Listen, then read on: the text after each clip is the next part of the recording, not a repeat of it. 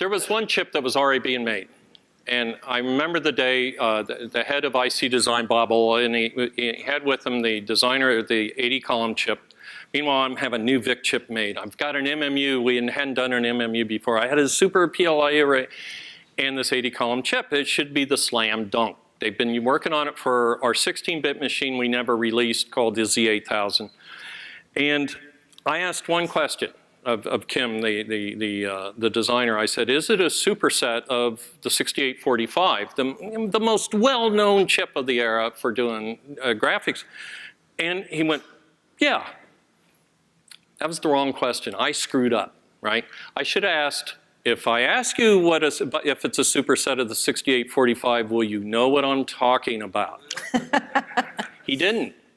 And so what I got was a chip that didn't resemble the 6845 very much. It would do things like, it would only transfer, it could scroll, but only 256 characters. Well, that's 2.5 lines.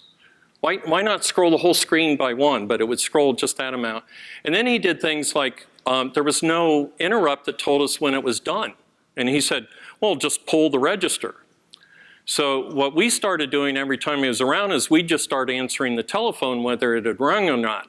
And finally he goes, what are you guys doing? I said, we're seeing if we're just pulling the register on the phone to see if it's, why wait for the interrupt of the phone to ring, right? And it's like, he still didn't get it, right? And so in the middle of this, I don't know if we have a shot for it. In the middle of this, the chip still has serious problems. And we get a new rev of the chip. So we're now up to like 6 or 7 revs of the chip. And the left side is gone. Instead of a ready prompt, it says Eddie. Because during the retrace, something was breaking in the chip. Let me see if I can get to it. And I'm sitting there, I refuse to miss CES because one chip's not working. And the 80 column, by the way, we added the 80 column and didn't tell management till it was too late. So now we've got two video things coming out of this thing. And our goal was to actually introduce home users to 80 columns. We knew the 128 wouldn't be a big seller. I mean, especially not like the 64. But we saw it as a stepping stone to the next things to come. And that's why we had dual operating system and 80 column and 40 column. We thought you could program a game, you know, watching the 40 column typing on the 80. Except the 80 didn't work. So what I noticed, you see that little tab on the chip? That's actually connects to the substrate of the die.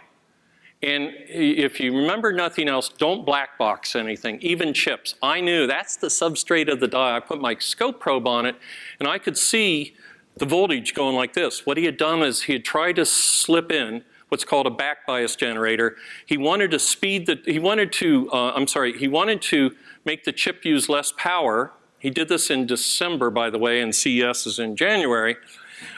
And it made the chip slower because there's more voltage now. And now there's a -2 volts, and if you know RC junctions of the gate of a chip.